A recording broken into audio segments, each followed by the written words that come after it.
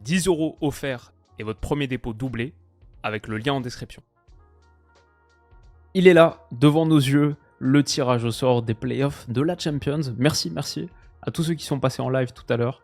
On a encore fait une petite heure et demie, très très cool. Et de toute manière, on se retrouve encore en live dans, 3 semaines, 21 février, parce que le tirage au sort des huitièmes de finale, ce sera à la conclusion de cette phase de playoff. Et à ce moment-là seulement, vendredi 21 février, on saura si le vainqueur de Paris-Brest joue Liverpool ou le Barça, si Lille prend Bruges, l'Atalanta, Sporting, Dortmund, etc.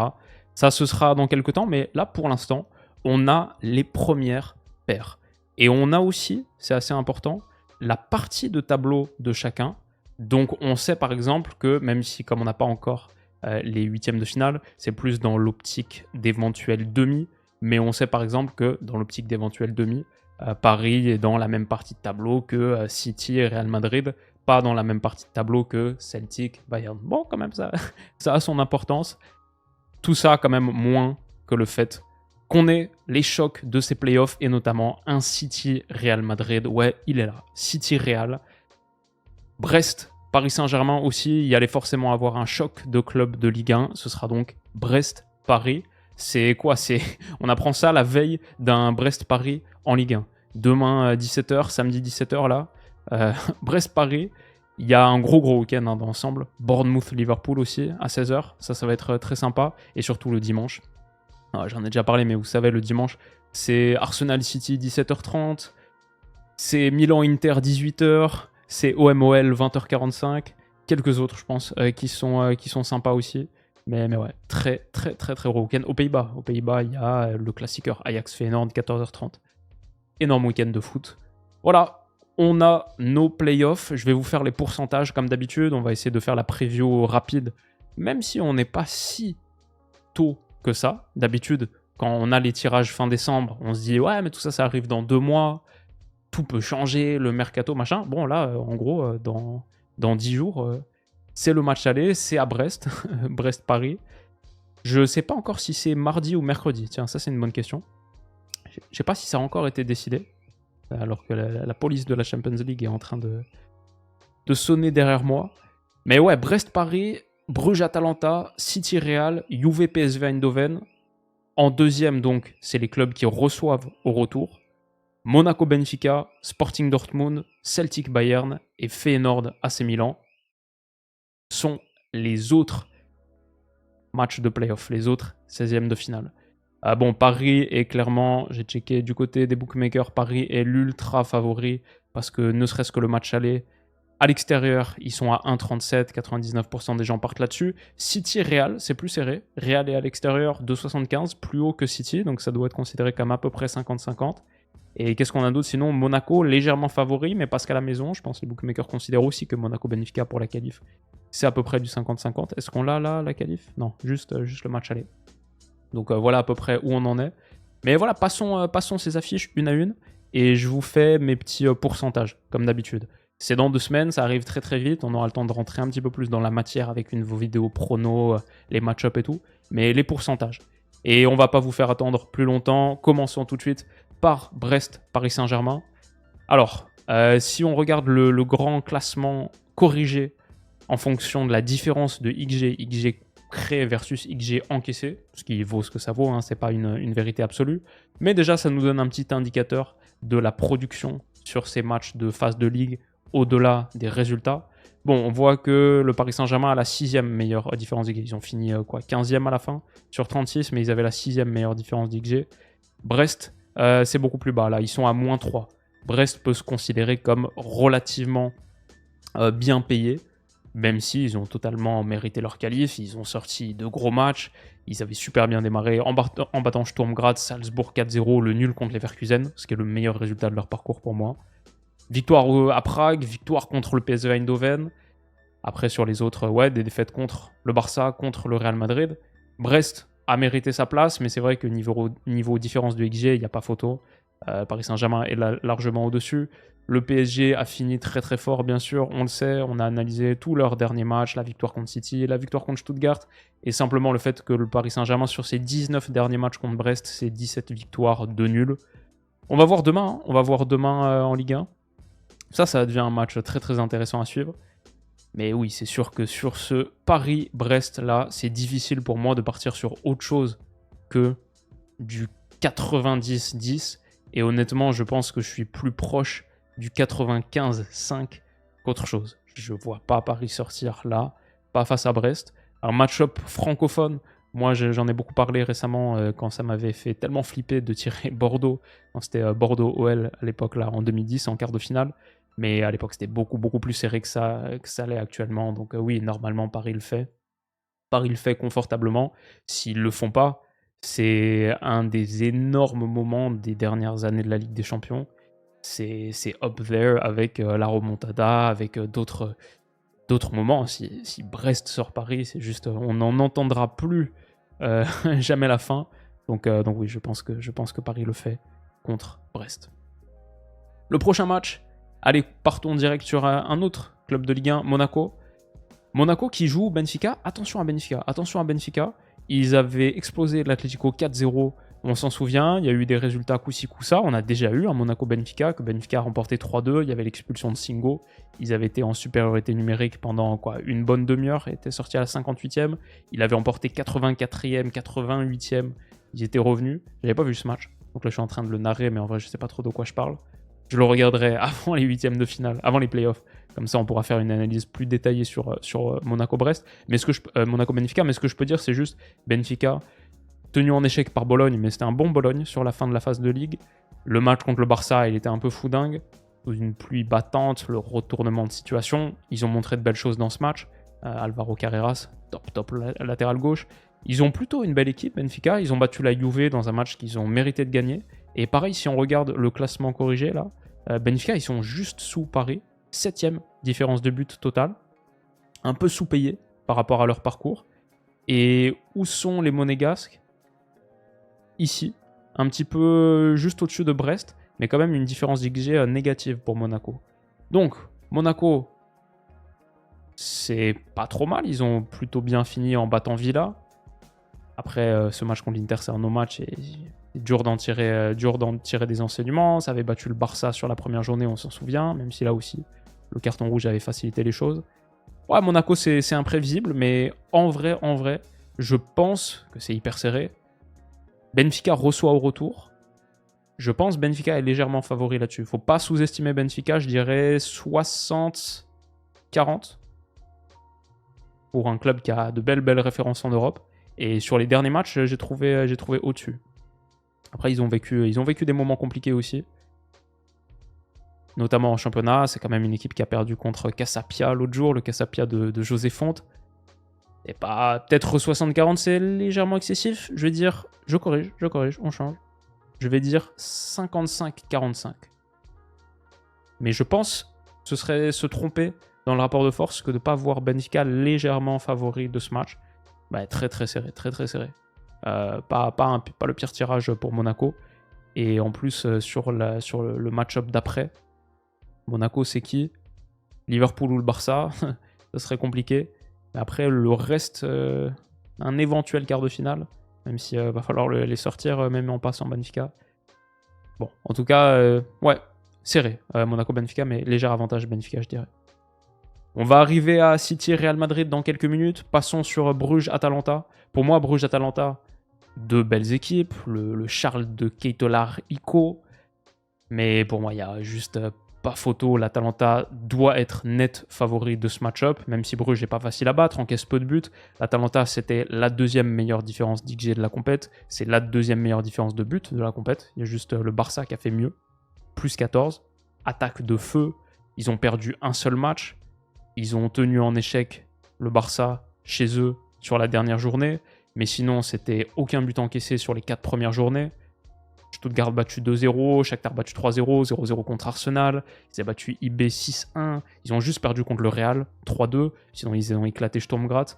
l'Atalanta, c'est une très belle équipe. Et dommage qu'ils aient un petit peu ralenti la cadence en Serie A. Défaite nulle contre la Lazio, contre Udine. Nul contre la Juve, perdu contre Naples, ça c'est pas déshonorant, beau Naples. Mais ouais, juste pour moi, l'Atalanta est bien au-dessus.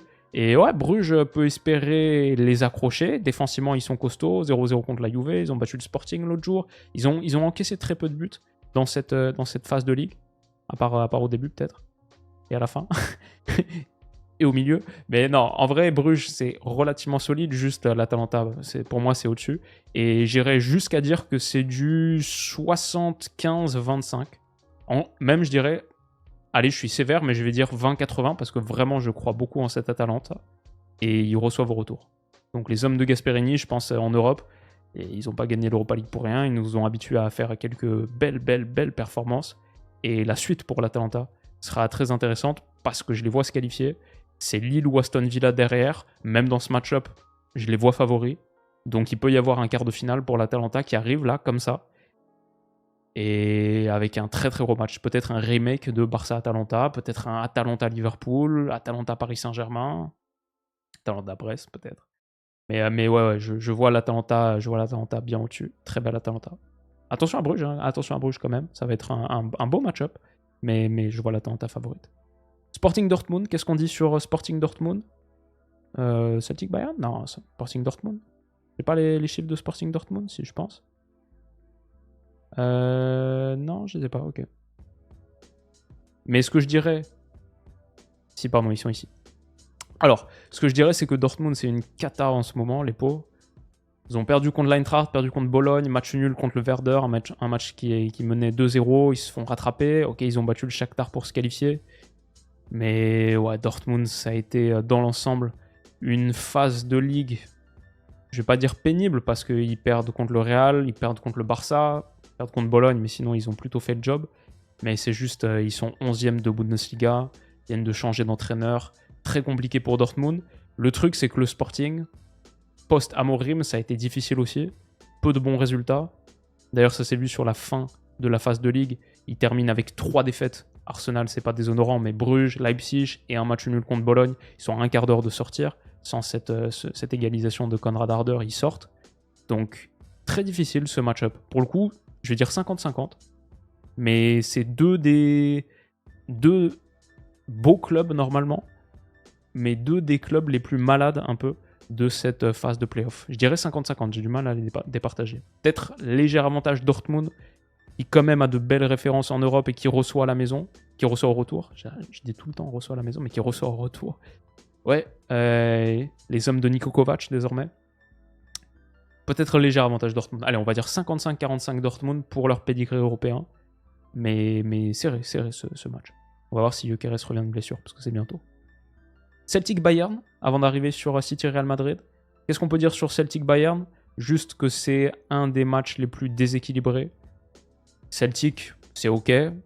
Apparemment, c'est une belle équipe. Quelqu'un m'a dit dans le chat du live, c'est une belle équipe.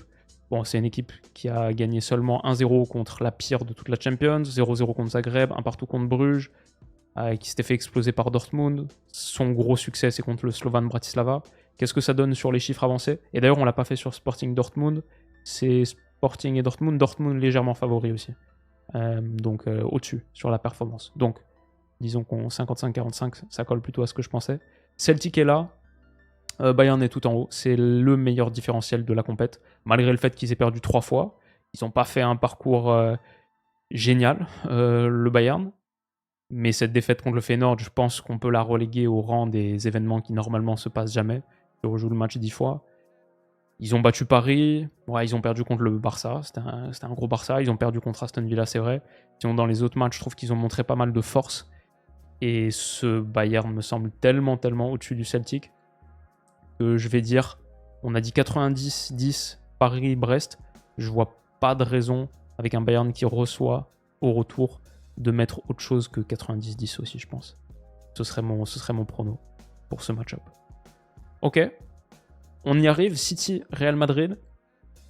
City rescapé. City sauvé par cette victoire à la fin contre Bruges 3-1. Sinon, City, défaite contre la Juve, défaite contre Paris, rattrapé par le Feyenoord d'Igor Paixão, défaite contre le Sporting.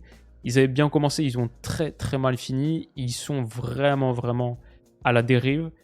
Et ils ont un mois de février. Arsenal à l'Emirates, 2 fois le Real, donc désormais Newcastle, Liverpool. Ça, c'est du 2 au 23 février. Ouh. Il va avoir chaud, Pep. Il va peut-être taper encore dans quelques caisses de Gatorade. C'est juste que c'est le méga match-up de Champions depuis 2 ans. En quart de finale l'année dernière, en demi l'année d'avant, c'était les finales avant l'heure, c'était des magnifiques matchs. Cette fois, c'est entre 2 clubs. Le City est plus malade que le Real. Mais le Real, je suis pas convaincu dans les gros matchs non plus. Défaite contre Liverpool, ils avaient été vraiment pas à la hauteur. Contre l'AC Milan aussi, ils ont perdu. Bon, ils ont perdu contre Lille. L'Atalanta, c'était costaud. Dans les gros matchs, pareil contre le Barça, j'ai pas vu un grand Real. Et je crois que cette équipe est encore un peu trop déséquilibrée. Maintenant, Rodrigo en feu, la qualité qu'ils ont, Valverde, Ceballos pas mal pour le double pivot. S'ils retrouvent un petit peu des forces vives défensivement, eux, ils ont un mois de février plus abordable quand même. Mbappé est en train de revenir très très fort. Ils sont sur une belle série de victoires, là, 5 d'affilée en marquant à chaque fois 3 buts ou plus. Je pense que ça va être un vrai test. C'est pour ça que je ne suis pas confiant à mort sur ce Real, mais je les mettrais favoris quand même. Je les mettrais favoris genre 60-40 quand même. Je crois pas que ce soit trop sous-estimé ce City que de dire qu'ils sont tellement vulnérables, malades, et même un très bon Savigno récemment est pas suffisant pour leur donner leur lueur d'antan, que je crois que le Real qui reçoit aussi au retour 60-40. C'est pas un énorme avantage, mais je dirais 6 match-up sur 10 où le Real s'en sort. Voilà pour City Real, et il nous en reste 2 donc. Ça aurait pu faire Juve Milan et PSV Feyenoord, ça aurait pu faire 2 match-up de même fédération, mais non, c'est Juve PSV et Feyenoord Milan. Commençons par PSV Juve. Attention au PSV Eindhoven, qui reste sur 2 victoires d'affilée, qui a battu Liverpool. On a beaucoup dit que Liverpool avait fait tourner, mais eux aussi, ils jouaient sans Malik Tillman, sans Ryan Flamingo, 2 de mes joueurs préférés en ce moment, sans Luc de Jong. Ils ont joué ce match sans Noah Lang, ils ont joué ce match sans Serginho Dest, ils ont joué ce match sans pas mal de monde. Surtout, Tillman, Flamingo, de Jong, qui jouait énormément en Champions, Lang. Mais ouais, c'est une belle équipe, ce PSV Eindhoven de Peter Bosz. Je pense la Juve, qui est très malade en ce moment, qui va essayer de se renforcer au mercato. Kevin Danso, j'ai vu. Veiga, faut renforcer la charnière parce qu'une ligne de 4, comme la dernière fois, Timothy Weah, McKennie, les 2 pistons, Gatti, quand Loulou sort, remplacé par Locatelli, c'était très vulnérable contre Benfica. Attention à la Juve, aujourd'hui, je serais presque à mettre le PSV légèrement favori, mais je vais dire, et ça devrait déjà être un petit camouflet pour cette Juve de Mota, je dirais c'est 50-50. Je dirais c'est 50-50, très serré. Et allez, peut-être, je pense que ce que j'ai vu à certains moments de la Juve, ils peuvent peut-être inverser la tendance et être légèrement favoris 55-45, mais il va vraiment falloir que sur les prochaines semaines, ça rebondisse, que l'intégration de Danso par exemple se fasse bien, qu'ils renforcent leur ligne défensive. Et dans ce cas-là, peut-être ça resterait quand même la Juve face au PSV, mais c'est tendu, je pense. C'est pas facile du tout. Et qui est-ce qui prendrait ensuite potentiellement en 8ème Arsenal ou Inter? Arsenal ou Inter qui se mettent assez bien, je trouve, là où ils sont tombés. Pas mal du tout. Alors que Atleti et Leverkusen, qui ont fini 5 et 6, Inter Arsenal ont mérité, 3 et 4. Mais par exemple, Atleti et Leverkusen, 5-6, ils vont prendre Bayern, City, Real, alors que Lille, Villa, 7-8 se mettent beaucoup mieux sur leur tirage. Mais ouais, en tout cas, je dirais ça sur Juve PSV. Et enfin, donc, il reste Milan-Feyenoord. Milan, c'est dramatique en ce moment. Ok, ils ont gagné la Supercoupe, mais catastrophique contre le Dynamo Zagreb. Ça joue vraiment très mal. Et Feyenoord, c'est pas ouf non plus. Comme on a dit, cette victoire contre le Bayern, un peu un trompe-l'œil. 6-1 contre Lille. Ça aussi, c'est pas un gros match, je dirais. Et j'ai du mal à aller trop dans un sens, mais un petit peu comme Juve PSV. 2 clubs un peu malades. Et peut-être, avec les blessures de Santiago Jiménez, mais peut-être il va revenir, mais peut-être il va être transféré. Et peut-être à l'AC Milan, j'ai entendu parler. Mais Justin Bailo, là par contre, le gardien, je pense c'est pour un moment. Peut-être je mettrais quand même 40-60. J'avais dit 55-45. Je fais confiance au club de Serie A dans les matchs à élimination directe aussi, il y a un peu de ça. Mais peut-être parce que le PSV est plus fort que Feyenoord. Mais ouais, je dirais ça, peut-être 60-40 Milan, mais ça pourrait plus être 55-45. Le fait de recevoir au retour pour Milan est un avantage. Mais des clubs un peu en difficulté. Bon, bien sûr, les matchs que j'attends le plus, du coup. Ah ouais, City Real, énorme. Brest PSG, j'espère que c'est sur 2 jours différents. L'info est peut-être tombée au moment où j'enregistre, mais moi, je ne l'ai pas encore vu. Atalanta Bruges. Atalanta, attention. Monaco Benfica, bien sûr. Ouais, il y a quelques matchs intéressants, mais j'espère que Brest-Paris et City Real, ce sera 2 jours différents. Et un très gros week-end en perspective. Ça va être vraiment, vraiment cool. Donc le récap, je crois, sera à la hauteur. Et de toute manière, on se retrouvera sans doute dès dimanche soir pour le débrief d'OM-OL. Le nouvel OL de Fonseca. Il y a des choses à vous raconter là-dessus. Merci d'avoir été là, les potes. Merci à tous ceux qui sont passés sur le live. Vous avez régalé comme d'habitude. Merci de votre force. Et nous, on se retrouve de toute manière dans très très peu de temps pour un immense mois de février qui va être génial. Prenez soin de vous et bon week-end avant tout.